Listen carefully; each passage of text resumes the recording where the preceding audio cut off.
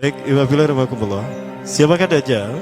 Dajjal ini lahir di Samirah dan dia diberi nama Samiri karena lahir di Samirah. Nah, kenapa disebut Samiri? Karena lahir di Samirah. Dia lahir 100 tahun sebelum Nabi Musa diutus. Dan Allah Subhanahu wa taala memberikan kelebihan kepadanya. Yang pertama, dia diberikan umur panjang.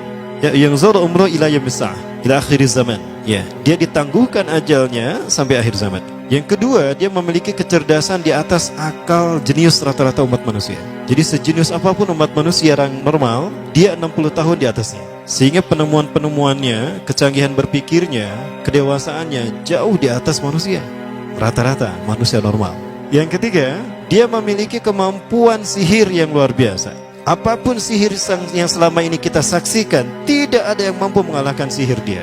Sehingga saking luar biasa sihir yang dia miliki, seolah-olah orang mengenalnya selevel dengan Tuhan. Karena apapun yang semestinya menjadi perbuatan Tuhan, Dajjal bisa melakukannya. Nah, ini saking hebatnya sihir Dajjal. Nah, nasab kelahirannya adalah nasab yang aneh para Allah. Dia lahir dari termasuk Bani Israel. Bani Israel ini keturunan Nabi Yakub. Yakub itu gelarnya Israel. Keturunannya disebut Bani Israel. Dari Yehuda. Yehuda ini adalah anak laki-laki dari istri pertama Nabi Yakub alaihissalam. Nabi Yakub istrinya 4. Yang pertama bernama Ya'la. Dari Ya'la ini melahirkan 6 orang. Salah satunya bernama Yehuda dan Lewi. Lewi melahirkan Nabi Musa alaihissalam. Yehuda melahirkan bangsa yang kita kenal Yahudi. Salah satunya Yehuda ini melahirkan generasi yang pada akhirnya melahirkan Samiri. Ya, kalau Rahil istri yang kedua, dan ini istri yang paling dicintai oleh Nabi Yakub, melahirkan 2 anak, Bunyamin dan Nabi Yusuf. Nabi Yusuf dan Bunyamin. Yang lainnya juga sama melahirkan 2 anak. Kahit dari Ya'la melahirkan 2 anak, Dam dan Naftali. Ya. Anak tertua dari Nabi Yakub dari istri pertama bernama Raubin. Nah, dari Yehuda inilah lahir Samiri. Nah, ayah dan ibunya, kakek dan nenek Samiri ini adalah para penyembah berhala.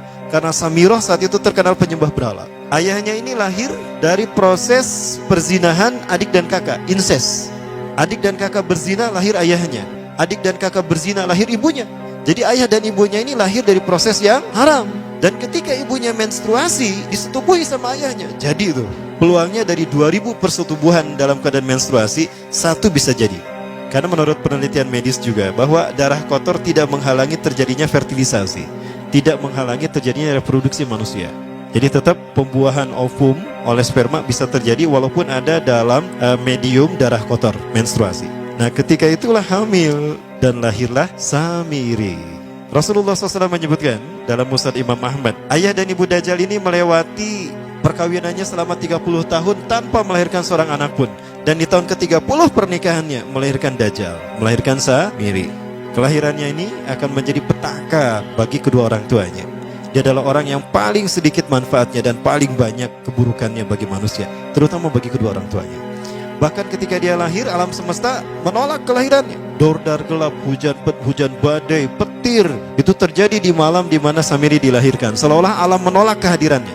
Nah, sejak lahir sampai usia 5 tahun, dia tidak netek sama ibunya. Kebayang, 5 tahun air susu ASI tidak ditetekkan. Itu yang menyebabkan terjadinya kanker payudara. Maka ibunya pun meninggal gara-gara kanker payudara ini. Nah, ibunya meninggal gara-gara itu. Terbukti apa yang disampaikan Rasulullah. Kelahirannya menjadi petaka bagi kedua orang tuanya. Begitu pula ayahnya, maka ayahnya menjadi single parent. Nah, kemudian di tahun yang kelima, sejak lahir sampai 5 tahun, kenapa dia menetek pada ibunya? Karena kerjanya tidur melulu. Disebut mati, dia bernafas dan cuma berdetak. Disebut hidup, dia tidak bergerak. Antara hidup dan mati, la yamutu wa la yahya. Nah, maka di usia ke-5 tahun, nah ini terjadi peristiwa yang menarik. Apa itu? Samiri bangun dari tidurnya di tengah malam dan tidak ada orang yang menyadari Samiri bangun. Dia merangkak dan pindah ke berhala yang terbesar. Nah, dia pindah ke pangkuan berhala terbesar, tidur di sana. Dan ternyata ketika berada di berhala terbesar tadi, ya buang air kecil dan buang air besar. Besoknya itu adalah hari pemujaan kepada dewa-dewa mereka, bangsa Samirah. Apa yang terjadi? Ketika terjadi ritual pemujaan tadi, maka sang raja yang dipertuhankan oleh kaumnya mencium sesuatu yang tidak enak. Bapaknya Samiri ini adalah tokoh agama paganisnya. Pas dilihat, kaget sang raja. Ternyata itu pesing berasal dari pantatnya si Samiri yang ada di pangkuan berhala terbesar. Marah murka tuh sang raja. Itu anak kamu, kenapa ada di situ? Kurang ajar kamu, ya telah menghina Tuhan kita. Kenapa kamu pindahkan anak kamu ke situ? Oh tidak Tuhan, saya tidak memindahkannya. Bagaimana saya bisa menghina Tuhan saya? Lalu siapa yang memindahkannya? Kan dia lumpuh. Nah, sekali lagi, kehadirannya menjadi petaka bagi kedua orang tuanya. Akhirnya raja marah dan ayahnya dipenjara. Selama ayahnya tidak bisa membuktikan penghinaan tadi, maka ayahnya dihukum mati. Pada akhirnya ayahnya pun dihukum mati.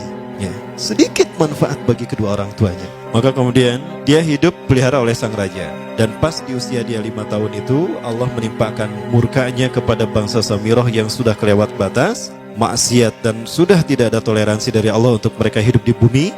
Maka Allah perintahkan malaikat Jibril menghabisi mereka. Maka bangsa Samirah itu pun diratakan. Si Samiri karena masih balita, ya Allah selamatkan dia lewat malaikat Jibril. Diselamatkan dia dan ditempatkanlah di pulau entah berantah. Ada yang menyebutkan pulau ini berada di Laut Yaman, dan pulau ini dinamakan Pulau Socotra. Pulau Socotra ini adalah pulau yang berada di ujung Jazirah Arab. Nah, ini Pulau Socotra. Ini pulau tempat di mana Dajjal atau Samiri dibesarkan sejak 5 tahun sampai usia 100 tahun. Ya, dari usia 5 sampai 100 tahun dia tinggal di Pulau Socotra ini. Nah, Pulau Socotra ini adalah pulau yang berada di kawasan Yaman. Pulau yang memiliki banyak keunikan luar biasa. UNESCO sempat ingin menjadikannya keajaiban yang ke-8. Kan ada 7 keajaiban dunia ya. Yang ke-8-nya tadinya ini. Namun karena dia terkait dengan Samiri Dajjal, maka banyak negara yang menentangnya, terutama negara-negara yang menjadi pengikut Dajjal. Maka pada akhirnya pulau ini dirahasiakan. Nah, sebetulnya pulau ini unik kalau kita ingin berekreasi ke sana. Namun karena posisi yang terpencil, jarang orang mengikutinya. Para wisatawan jarang mengunjunginya. Padahal sesuatu unik, termasuk binatang dan penghuninya tuh unik-unik. Pohonnya unik. Dunia menyebutnya pulau ini dengan pulau julukan dari pulau alien hingga pulau neraka. Ada juga yang menyebutkan The Jekyll Island. Pulau Jekyll Island itu bahasa barat, kalau bahasa kitanya Pulau Dajjal. Ya, sama dengan Pulau Sedir ya. Itu juga The Jekyll Island. Nah, Pulau Socotra kaya dengan flora dan fauna yang unik hingga saat ini belum ditemukan di tempat lain. Jadi tidak ada flora dan fauna yang ada di pulau ini yang ada di pulau lain di seluruh dunia. Hanya ada di pulau ini. Makanya di pulau inilah Allah ciptakan satu binatang yang unik juga, yang disebut dengan jasasa. Jasasa, binatang jasasa itu artinya mata-mata. Tajassa yatajassu tajassusan wa jasasatan, artinya pemata-mata, spy. Binatang ini bertumbuh besar, tahmatun kabirah tughatti jismaha asy'ar hatta la nastati an nafariqa ayna wajhu wa ayna dubru. Tubuhnya besar, dipenuhi dengan bulu, sehingga saking penuhnya bulu kita tidak bisa membedakan mana dubur mana wajah. Yang menghadap itulah wajah.